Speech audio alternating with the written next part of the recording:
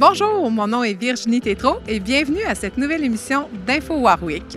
Aujourd'hui, nous allons nous entretenir avec Céline Dumas, qui est conseillère municipale pour la ville de Warwick, mais qui est aussi coordonnatrice de Halte Coop. Ensuite, nous allons nous entretenir avec Andréane Houle, qui est spécialiste canin. Nous allons parler de la stérilisation et du bien-être des animaux. Pour continuer, nous allons rencontrer Jennifer Brière-Gauthier de la ville, ainsi que Hugo Bolduc de la Maison des Jeunes pour parler de l'événement Warwick en peur. Puis, je vais terminer l'émission en vous parlant de la programmation des activités d'animation à la bibliothèque P-Rodolphe Barry. Bonne émission!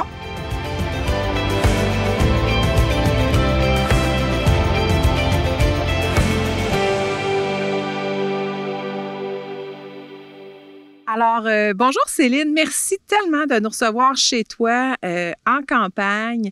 Céline, toi, tu es conseillère municipale, tu es aussi une maman avec 3 beaux jeunes enfants. Tu es agricultrice et aussi tu portes un autre chapeau, celui de coordonnatrice de la coopérative La Halte. Est-ce que tu peux m'en parler, s'il te plaît, de La Halte? Oui, certainement. En fait, la Halte, c'est une coopérative de remplacement agricole.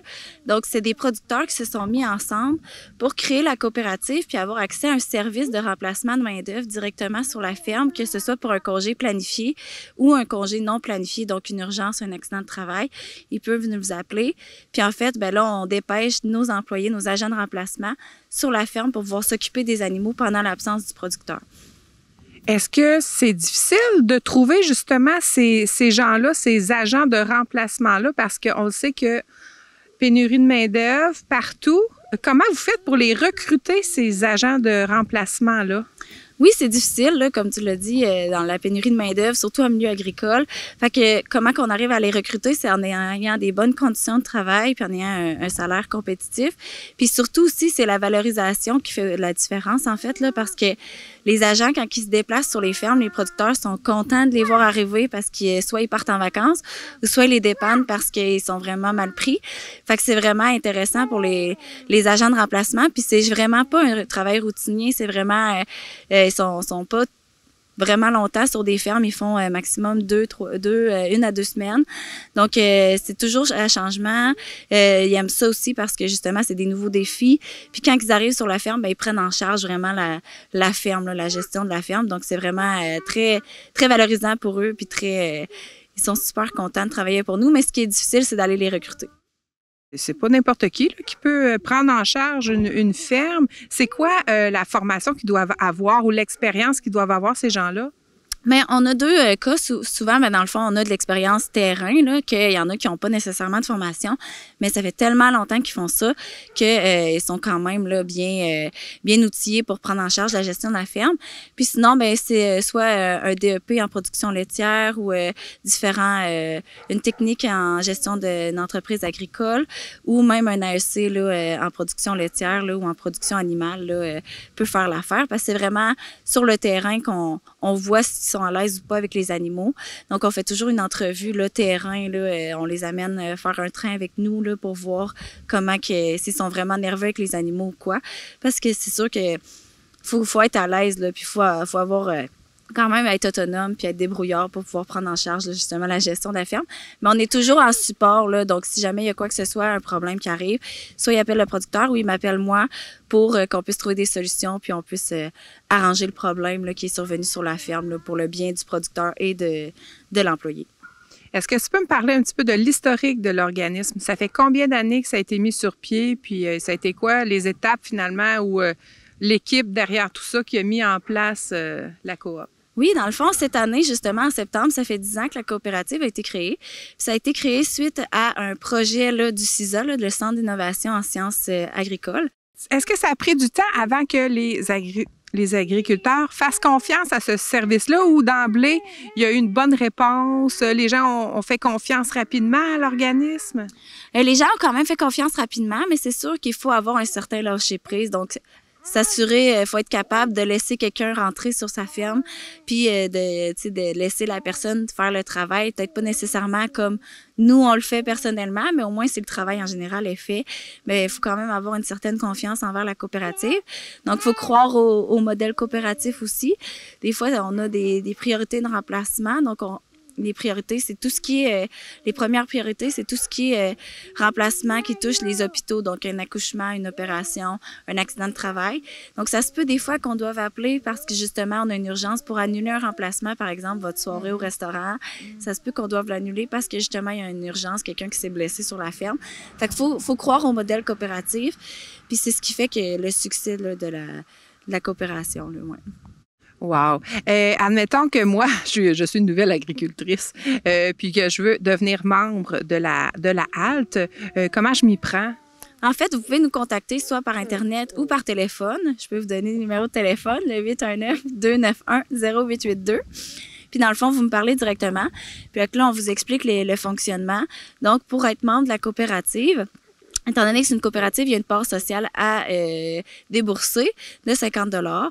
Par la suite, il y a une cotisation annuelle là, qui nous aide à couvrir les frais, là, en fait, parce que la coopérative, on offre aussi une assurance pour les producteurs, puis on est couvert en CNSST et tout ça. Donc, il y a aussi le frais de gestion là, à assurer. Donc, la cotisation annuelle est de 400 $ par année. Puis ça donne accès aux services. Donc, ça donne accès aux agents de remplacement. On a 3 agents de remplacement à temps plein et 4 à temps partiel. Puis, on couvre tout le centre du Québec. Il y a combien de membres de la coop? En fait, présentement, on a environ 150 membres qui ont des parts sociales, mais annuellement, en fait, on a autour de 65 membres qui payent leur cotisation annuelle. Donc, parce qu'à chaque année, on n'est pas obligé, là, en fait, de cotiser annuellement. Des fois, il y en a qui pensent ne pas avoir besoin cette année, donc ils vont pas renouveler. Mais c'est ça, on a 65 membres là, annuellement là, qui utilisent la coopérative pour soit des vacances dans le sud, un accouchement de prévu. La maman aime bien avoir le papa qui ait quelques jours de congé pour pouvoir aider à la routine de la maison. Des fois, des opérations de prévues. Là, donc, c'est vraiment très large là, ce qu'on couvre, mais 65 membres annuellement. Parfait. Puis là, on parle des gens, hein, les membres de la coop. Ces gens-là, des fois, on le sait, les agriculteurs peuvent vivre une détresse psychologique. Je crois qu'il y a quelque chose pour eux qui existe. Est-ce que tu peux m'en parler? Oui, il y a plusieurs organismes, en fait, qui existent. Là, notamment, on a l'ACFA, donc au cœur des familles agricoles, qui offre le service de travailleuses de rang, qu'on appelle, donc des travailleuses sociales formées spécifiquement pour le milieu agricole, donc qui sont disponibles plus à des horaires atypiques aussi, pour pouvoir vraiment répondre aux producteurs. Donc, que ce soit, puis ça, c'est notamment un service là, gratuit là, à faire.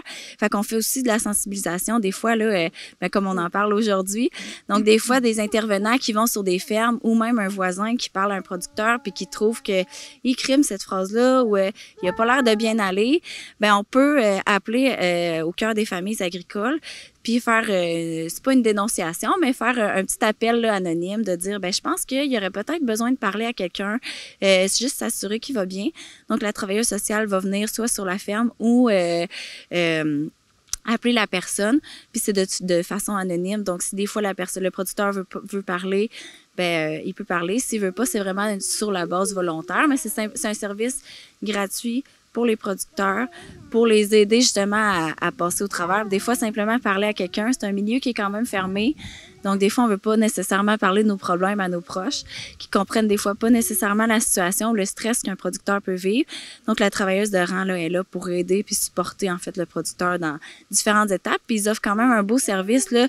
Des fois aussi, si on a des problèmes de conciliation, travail-famille, des problèmes familiaux, des choses comme ça, de la détresse financière, il y a vraiment un soutien psychologique là, avec les producteurs, puis ils les accompagnent dans leurs étapes aux besoins. Là.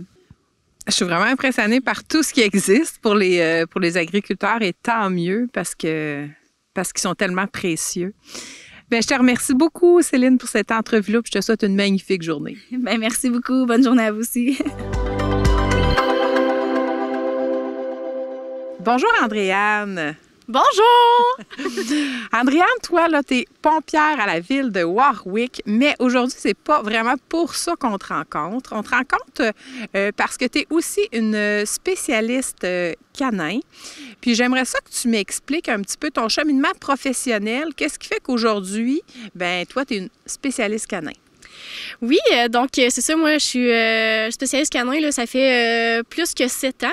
Fait que j'ai suivi ma formation, là, c'est une formation qui se donne à distance. Fait que c'est un cours qui est plus généralisé là, dans tout ce qui touche les chiens. Fait qu'on va vraiment avoir une partie sur le toilettage, sur la santé du chien, comment débarrer avec un chiot, le comportement du chien en général, comment dresser un chien de façon positive, des sensibilisations, tout ça. Puis moi, je suis vraiment allée chercher le reste de mes connaissances en travaillant là, dans des pensions pas éducatives, mais où est-ce qu'ils faisaient aussi une partie éducation. Fait que je suis allée chercher là, ces formations-là de plus. Puis après ça, j'ai vraiment travaillé dans le milieu animalier, là. Fait qu'autant dans les SPA, fait que SPA de Victo, SPA de Québec, puis les pensions comme chez Zen Canin. Puis après ça, c'est ça, j'ai vraiment touché un petit peu à tout, là. Fait qu'au niveau de la santé des animaux, j'ai vu beaucoup à la SPA. Fait que ça m'a permis vraiment de faire un petit peu de tout là, dans le monde de canin, là. Oui, puis de développer beaucoup de connaissances et de compétences, j'imagine, au niveau du bien-être des animaux. Justement, ici, à la ville de Warwick, il y a un règlement sur les animaux qui est quand même, je ne sais pas si on peut dire complet, en tout cas. Ce règlement-là, entre autres, stipule qu'on doit faire stériliser nos chiens et nos chats ici, quand on est propriétaire de ces animaux-là à Warwick. Les chats, je crois que c'est à partir de 6 mois, si je ne me trompe pas. Je crois que les chiens, c'est à partir de 18 mois. Est-ce que toi, tu peux nous parler un petit peu des avantages, finalement, de la stérilisation de nos animaux? Ben oui, bien sûr. Fait que c'est ça, il y a beaucoup de bienfaits, en fait, à la stérilisation animale. Donc, au niveau de la surpopulation, on vient limiter la surpopulation autant chats que chiens. On sait que les refuges débordent partout, en fait, même plus qu'au Québec, là, fait que on vient vraiment limiter cette propagation d'animaux-là. Aussi, on a beaucoup de bienfaits au niveau de la santé du chien, des chats. Fait que au niveau des femelles, ça va être les cancers au niveau des mamelles, les utérus. Sinon, les mâles, ça peut être les cancers de la prostate, les cancers testiculaires. Je m'aventurerai pas dans le monde vétérinaire, là, je suis pas vétérinaire, mais il y a vraiment beaucoup de bienfaits là, sur la santé des chiens là, à long terme et à court terme, là.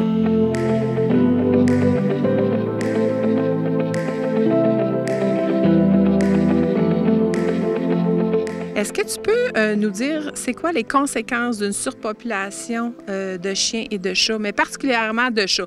Je sais qu'on ne voit pas vraiment de chiens errants ici à Warwick, là, mais des chats, on en voit pas mal.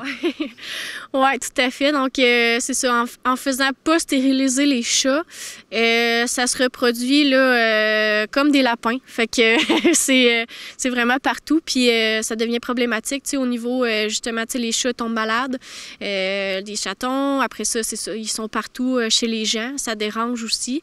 Puis, ben, c'est ça, On s'entend qu'ils font pitié, les petits chats, là. Oui, ils font pitié, tu sais, avec les hivers, souvent, ils vont avoir beaucoup de décès. Mais, tu sais, c'est tout le temps comme le même problème. Tu sais, souvent, les gens vont vouloir les sauver, les amènent à la SPA. Fait qu'encore là, on a le même problème. Ça l'engorge toutes les SPA. Puis c'est pas juste ici, à Warwick, Victo. C'est vraiment, tu sais, c'est partout, là. C'est vraiment un problème, là. C'est un fléau, là. Fait que, oui, la stérilisation des chats est hyper importante.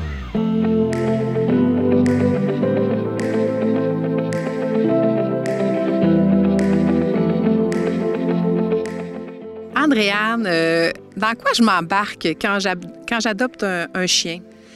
En fait, il faut être prêt à s'investir en temps, mais il faut être aussi conscient qu'un chien, ça coûte de l'argent. Souvent, les gens ne prennent pas conscience que avoir un animal, ça coûte beaucoup de sous, surtout aujourd'hui, là, de nos jours, les vétérinaires, la stérilisation, la nourriture, fait que tout ça, c'est beaucoup de coûts. Fait qu'avoir un chien, il faut être prêt financièrement à s'investir là-dedans. Mais moi, j'en ai un chien, puis je peux dire que je pense que ça peut me coûter minimum 100 $ par mois. Est-ce que tu penses que ça fait du sens?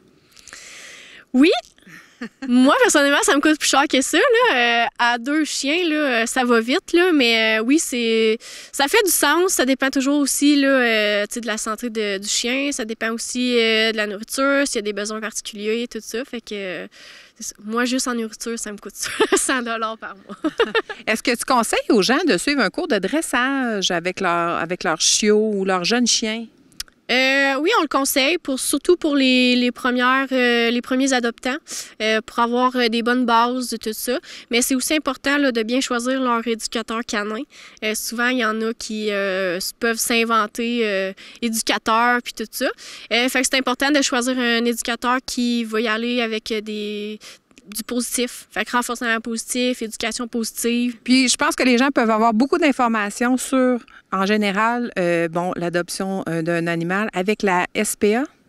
Oui, la SPA peut transmettre beaucoup d'informations là, sur les adoptions. Ils connaissent aussi beaucoup leurs animaux, fait que souvent, ils vont vraiment essayer de faire des matchs parfaits pour... justement, si j'ai une famille qui est active versus un chien qui ne l'est pas du tout, le match ne sera pas idéal. Mais oui, là, la SPA peut être une bonne référence pour les informations sur les chiens et les chats. Un gros merci, Andréane. Ça me fait plaisir.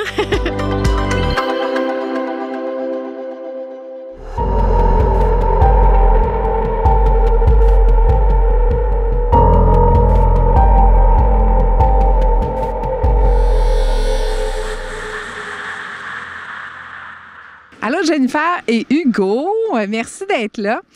Je commence avec toi, Jennifer. Est-ce que tu peux nous parler du projet Warwick en peur? Comment ça a commencé tout ça?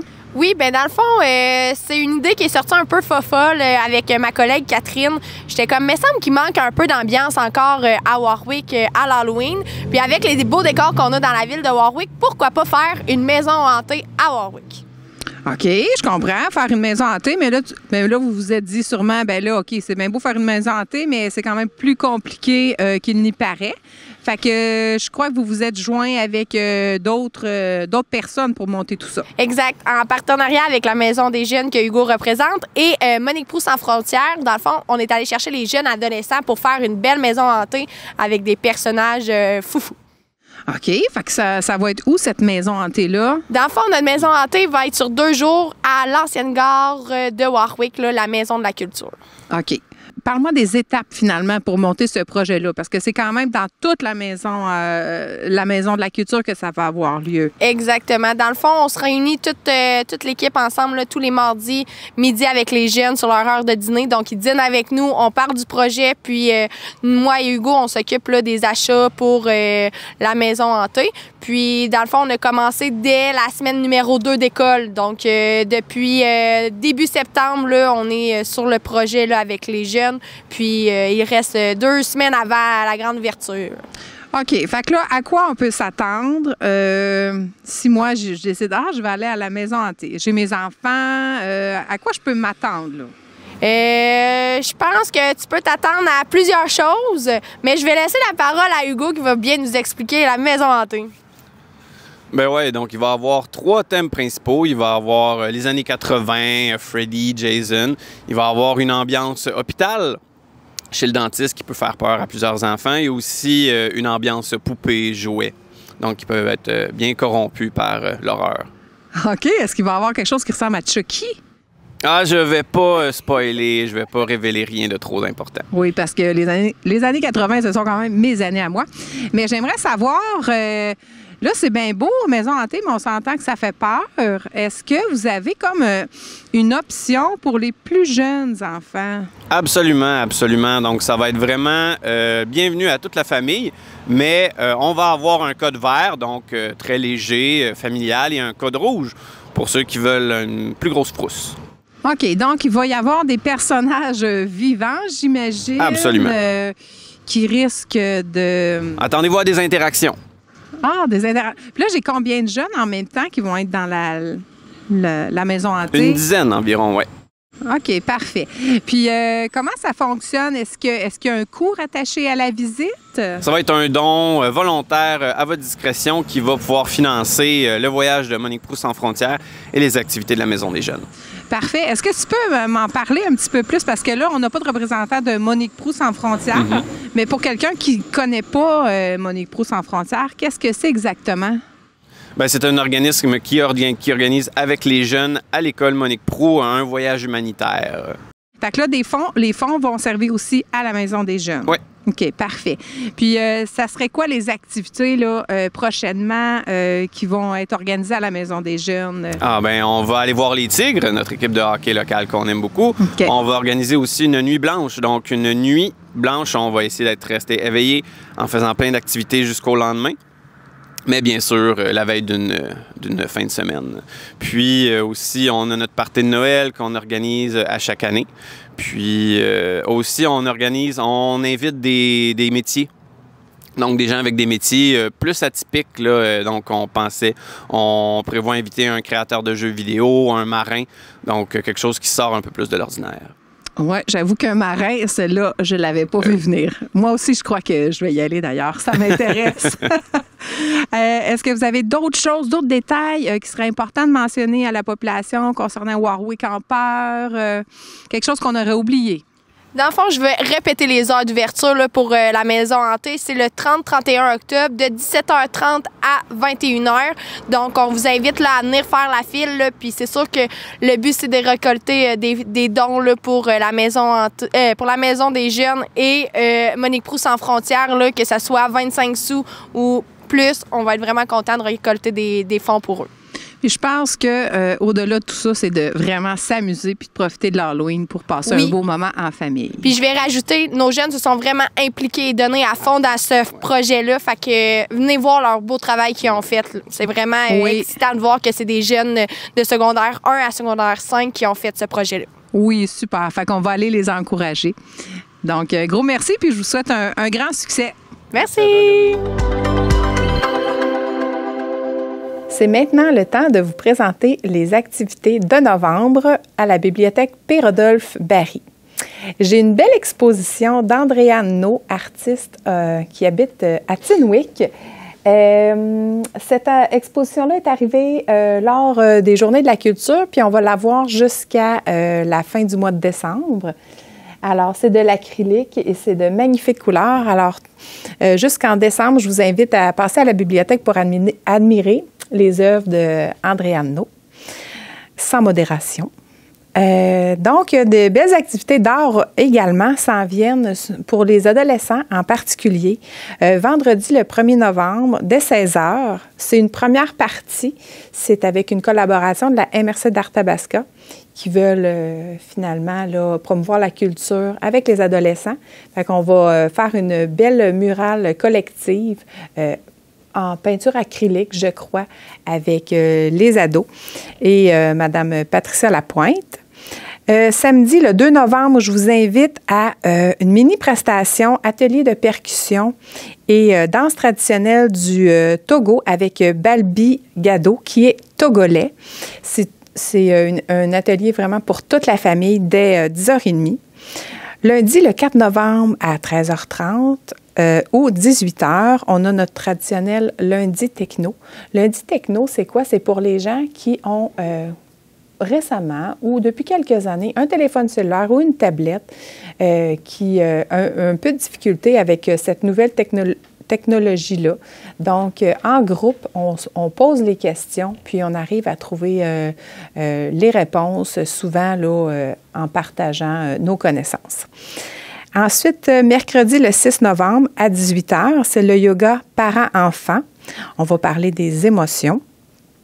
Vendredi, le 8 novembre, c'est une pédago. Donc, à partir de 13h, c'est la deuxième partie de notre projet d'art visuel avec Mme Patricia Lapointe, la murale collective dont je vous parlais il y a quelques secondes.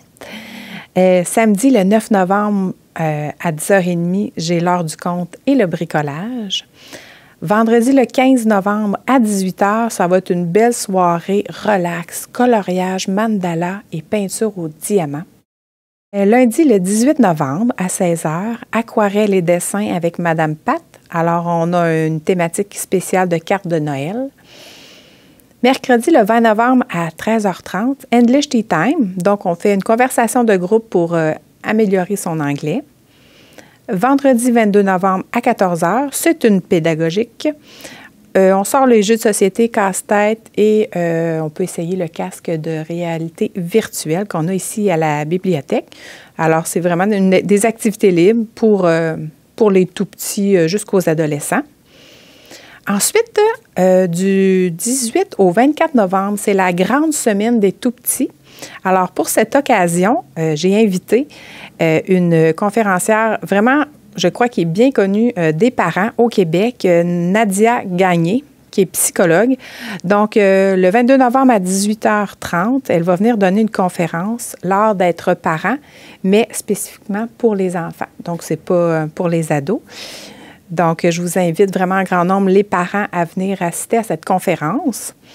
Lundi 25 novembre à 18h, c'est un lundi soir, c'est un peu particulier, c'est l'activité Coup de cœur. C'est une conférence de Michel Proulx qui est photographe, puis lui va venir vous enseigner les secrets de la photo avec votre cellulaire. Alors, les gens apportent leur cellulaire, il va y avoir une bonne période de questions. Donc, c'est vraiment pour améliorer finalement les photos qu'on prend avec notre cellulaire parce qu'on peut créer de véritables petits bijoux avec ces petites machines-là. Et en terminant, vendredi le 29 novembre à 13h30 ou 18h30, c'est le club de lecture pour adultes. Donc, c'est toujours ouvert à tout le monde, le club de lecture pour adultes. Si un mois, le livre vous intéresse moins, vous venez pas, mais le mois d'après, tiens, on va avoir un trailer ou un polar ou un roman québécois. Ben, si ça vous intéresse, ben, c'est libre à vous. Vous pouvez vous inscrire. Toutes les activités sont gratuites à la bibliothèque P-Rodolphe-Barry. Pour des informations, n'hésitez pas à m'écrire ou à téléphoner 819-358-4325. Ça fait pas mal le tour de nos activités à la bibliothèque pour le mois de novembre. Et voilà, c'est déjà tout pour l'émission d'Info Warwick. Je vous remercie d'avoir été à l'écoute. Si vous désirez avoir de plus amples informations sur le règlement sur les animaux, je vous invite à consulter le villedewarwick.québec sous l'onglet « Règlements municipaux ». Pour tout savoir sur ce qui se passe à Warwick en novembre, pourquoi ne pas vous abonner à la page Facebook Ville de Warwick, mais il y a aussi la page Facebook de la bibliothèque P-Rodolphe-Barry et vous avez même la page Facebook du service incendie de Warwick. Merci d'être au rendez-vous chaque mois, puis je vous dis à la prochaine!